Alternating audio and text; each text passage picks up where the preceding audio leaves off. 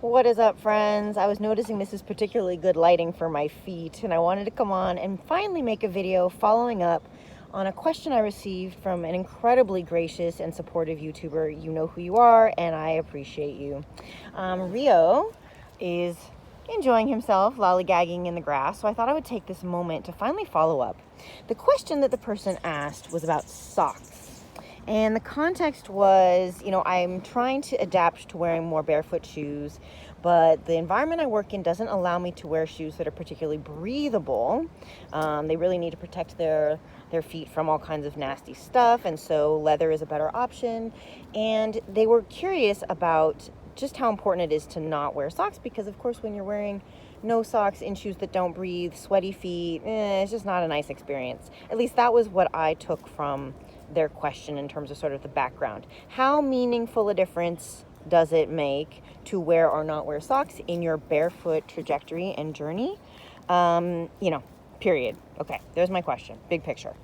And so I was thinking about it, and final subtext of the question, or subset of the question, was whether or not Naboso insoles, which you can kind of see in my shoes right here, whether or not they might make a barefoot sockless experience more tolerable for someone who's getting used to sort of the sensation of the foot in the shoe, let alone walking on feet, that aren't supported by a shoe particularly.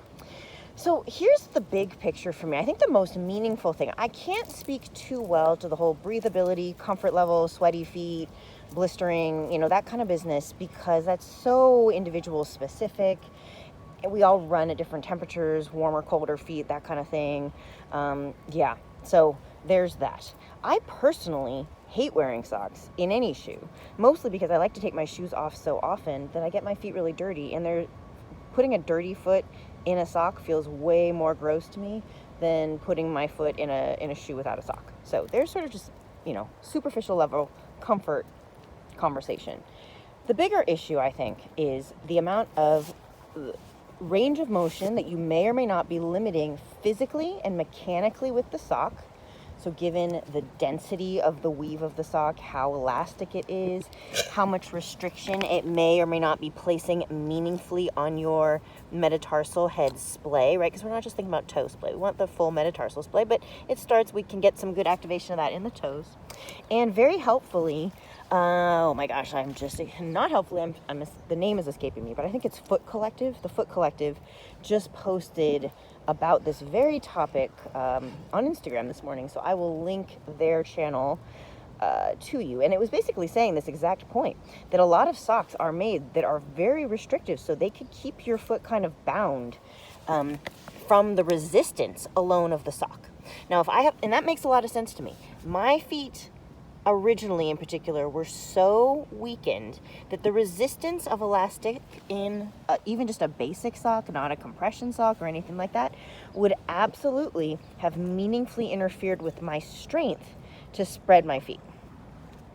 So that's level number one, right? Now that I'm a little stronger, I might actually put some sort of resistance around my foot to try to push against, right? And you can do all kinds of loops around different toes with resistance bands. You'll see physical therapists and barefoot enthusiasts talking about that, to add resistance. But in the initial stages, you don't want that resistance, because you just need to achieve the activation, and you don't want to undermine your body's chance to achieve the activation from which you're going to build the strength, right? The increased capacitation of your feet.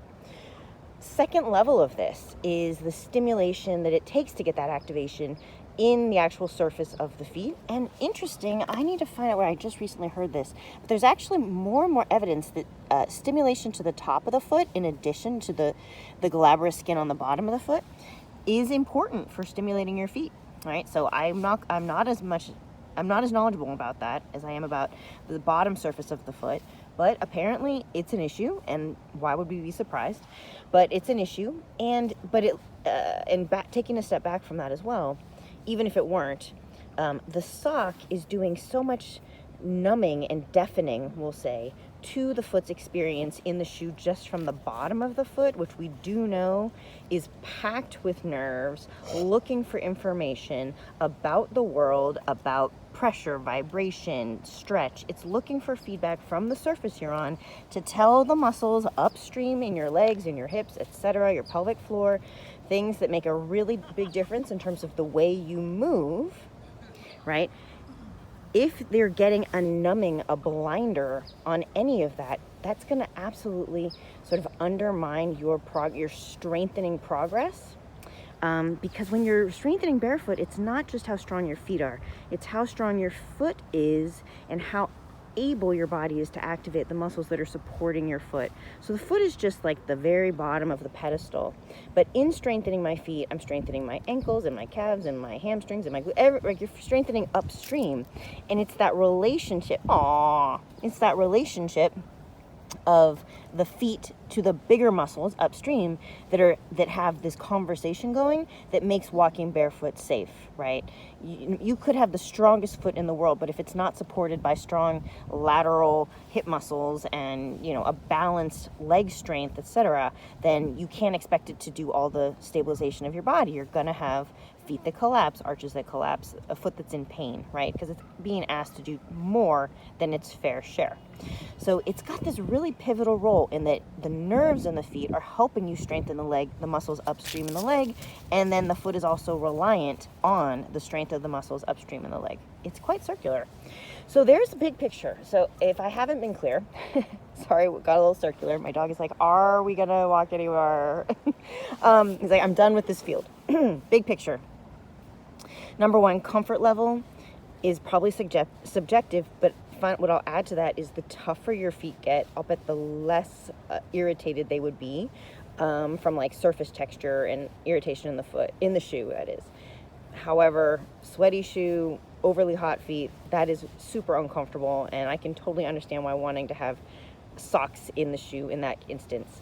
I do think, though, you're going to feel, especially once you get used to being barefoot, having even some sock on, just your foot just feels like it's slipping around in the shoe. Like you can't get traction even inside the shoe, let alone the shoe against the floor.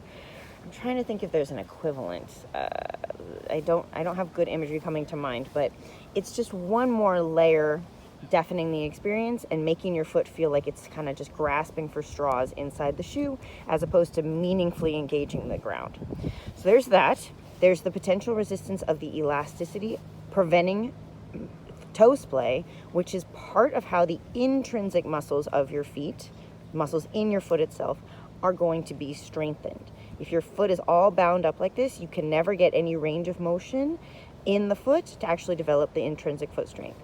And then there's the stimulation of the nerves, which is what's going to help you strengthen the extrinsic muscles, the ones up the calf, and like, you know, you could follow that yarn as far as you want to further upstream in the body, but they're not going to let you strengthen the foot more meaningfully if you're not able to stimulate the nerves in the feet that are kind of the relationship reason between the foot and the rest of the body that we're ultimately looking for a strong, healthy, robust, barefoot experience. All right, guys, that's 8 minutes on my phone. I really hope that this audio comes through okay, that it's reasonably coherent, somewhat cogent. Forgive me if it's not, but I'm definitely going to upload it because this poor individual has been waiting for weeks, and that makes me feel like a bad like a bad YouTuber, like a bad barefoot inspiring friend. All right, talk soon. Hope you're having a great walk with your canine or otherwise, ideally kicking your shoes off.